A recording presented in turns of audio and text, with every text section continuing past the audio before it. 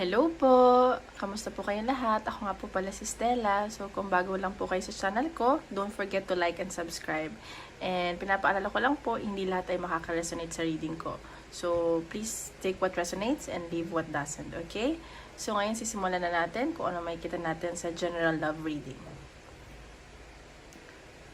Okay, tingnan natin ang makikita natin sa general love reading.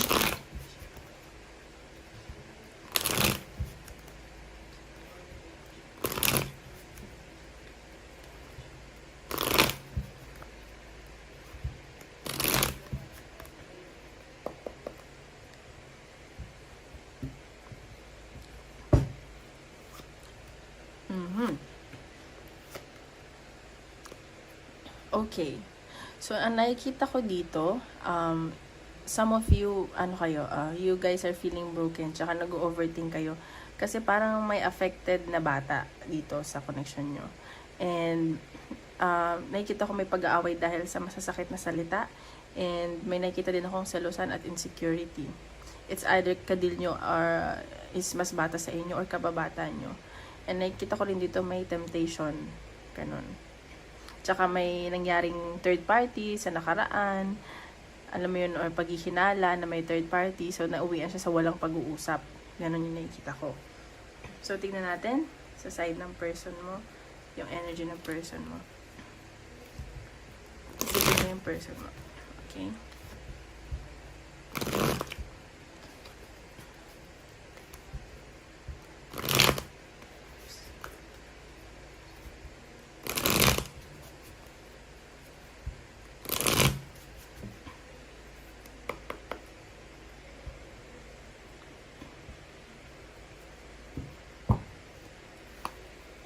Okay, King of Wands. So, nakikita ko dito parang nagmamatigas yung person mo, pero passionate to sa'yo.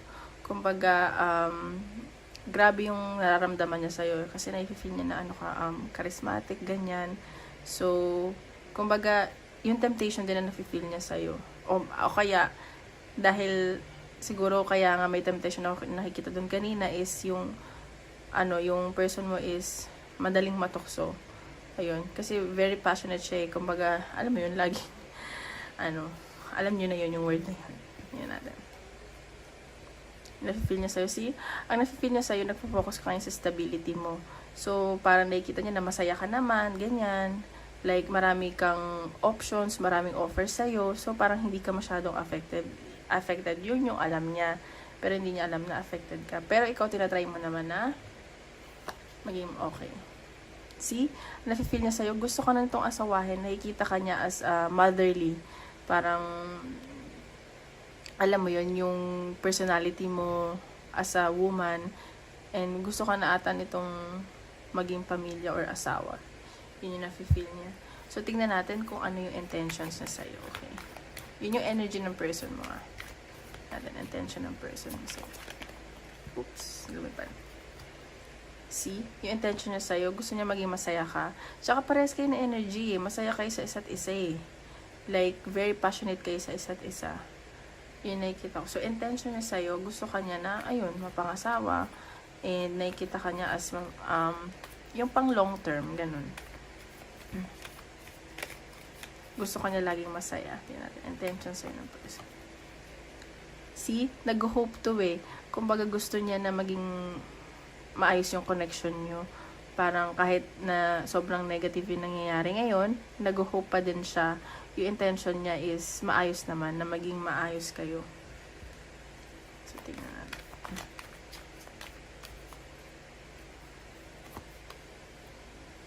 See? Tapos parang nakikita ka niya na hayahay, yung free ka, ganun. Tapos, pero ayaw mo na din magpaloko dito. So, intention niya talaga na mapasayo ka. Ay, mapakanya ka. Kasi parang, alam mo yung parang hirap ka daw niya. Parang hirap siyang kunin ka, hulihin ka, ganun. Ganyan na nasa sense ko. So, tingnan natin ano pwede niyang gawin sa connection niya. Shuffle natin. Pagawin niya sa connection niya. Move ko lang ito dito.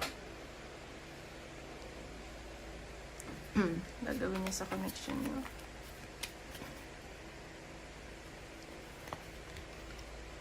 Okay.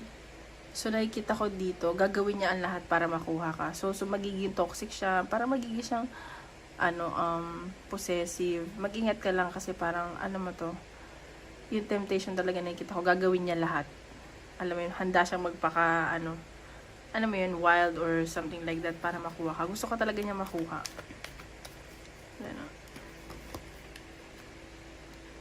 Ayan. So, nakikita niya kasing lumalayo ka kasi may bagong opportunity sa'yo. Pero hahabulin ka nitong taong to. Nakikita ko hahabulin ka niya. Kahit lumayo ka. Ganun. Natin gagawin niya. See? Mag-iisip to ng kung paano kanya kakausapin, yung communication. Sobrang nag-i-overthink to sa'yo. See, mahal ka niyan. Nag-meditate lang yan ngayon. Titignan niya paano. Sobra yung pag-iisip niya sa'yo. So, tingnan natin yung energy mo. Guys, pwedeng baliktad yung energy, So, tingnan natin yung energy mo.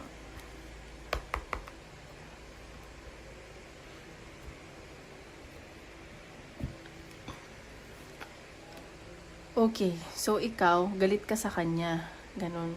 So, parang isang sabi mo lang, parang natitiklop siya.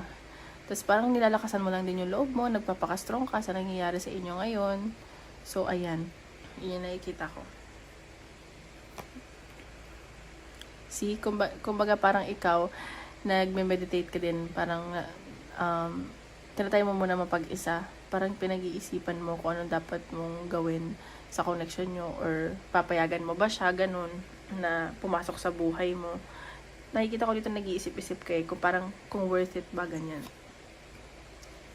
See? Parang, page of stories. So, parang may nakikita akong communication na paparating sa'yo. Parang gusto mo rin siyang kausapin eh. Pero gusto mo maging maayos yung outcome ninyo, ng communication yung dalawa. Ganun. So, tingnan natin. Intention mo sa person mo.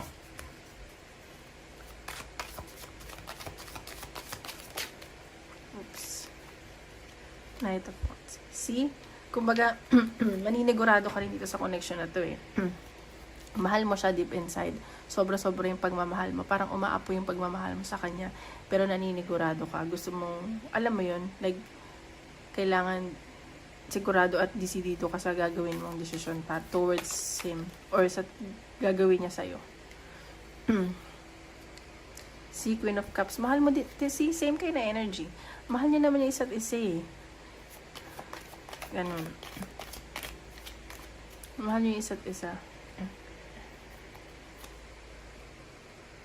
Pero ikaw, parang hesitant ka eh. Ano ba, parang nasakal ka ba nito? Or para bang yung pagmamahal niya sa'yo nakakasakal? Kasi parang nagda-doubt ka na rin sa connection niyo eh. Pero mahal mo siya. Alam mo yun? Or kung baka ikaw na lang yung nag-hold on sa connection niyo. Ganun. Tingnan natin. Anong actions gagawin mo towards your person?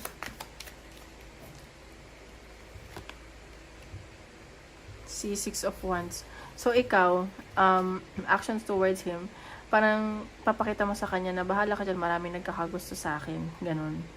And, marami naman talaga siya nagkakagusto. Tapos may nakikita din akong travel sa'yo. Baka mag-travel ka papunta sa kanya o magta-travel siya papunta sa'yo. Hindi rin ito hahayaang mapunta ka sa iba. Yun yung nasisense. Gagawin mo. See judgment. So, may titimbangin ka dito. May ibabalanse ka. So, titignan mo kung worth it ba na ipaglaban siya o papasukin sa buhay mo or hindi. May mga titimbangin ka, ganun. See? Ayaw mo na ulit magpaloko. So, parang, ayan o, Five of Cups. May nafe-feel akong panghihinayang sa'yo or ayaw mo manghinayang in the future. So, ayun lang ang sa energy mo. So, maging matalino ka. Parang magiging matalino ka dito. Parang hindi ka magpapakaisip bata. Ganun. So, tignan natin anong gusto mong sabihin sa'yo ng person mo. Kung di man kayo nag-uusap ngayon or hidden, feelings. Okay.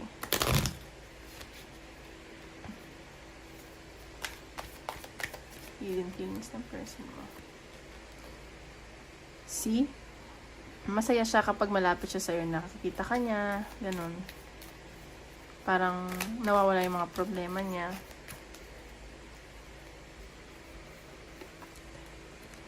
I remember every detail of that day. See, kung may nangyari man sa inyo, parang nami-miss niya yun. Parang naalala niya lahat. And chine-cherish niya yung mga moments na nagkasama kayo together. See, I know that I crossed the line with you. So, ano siya eh, tawag dito, parang nawala yung respeto niya sa'yo. Ganun.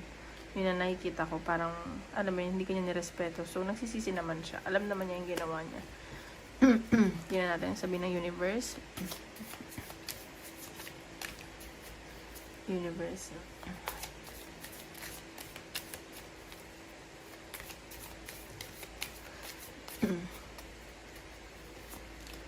Okay, reaching your destination, your light is shining brightly. So, ayan, sa nakikita ko, sabi ko nga sa'yo, maraming nagkakagusto sa'yo.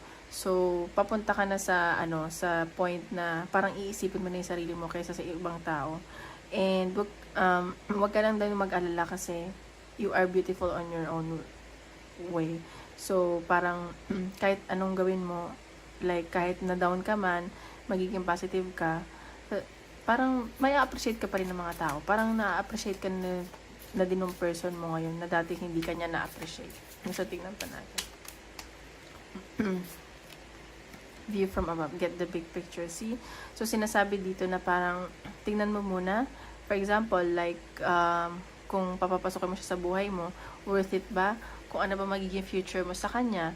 And, alam mo yun, parang nowadays, ang isipin natin, hindi lang tayo magde-date dahil gusto natin. Kailangan pang matagalan. So, tingnan mo kung ano magiging future mo sa kanya, magiging maganda ba or hindi. Discovering the truth. You stand in the light of truth. See? Pinapakita dito, alamin mo yung totoong intention niya sa'yo. Pero sa pinapakita dito, mahal ka naman ang taong to. Pero siguro doon mo muna, kilalanin mo muna siya. Kasi mahirap yung, sa huli yung pagsisisi. Alam mo yun? Kasi parang, kailangan maging ana siya sa'yo. Alamin mo lahat ng totoo na kung ano bang intention niya, ganun. Tingnan pa natin.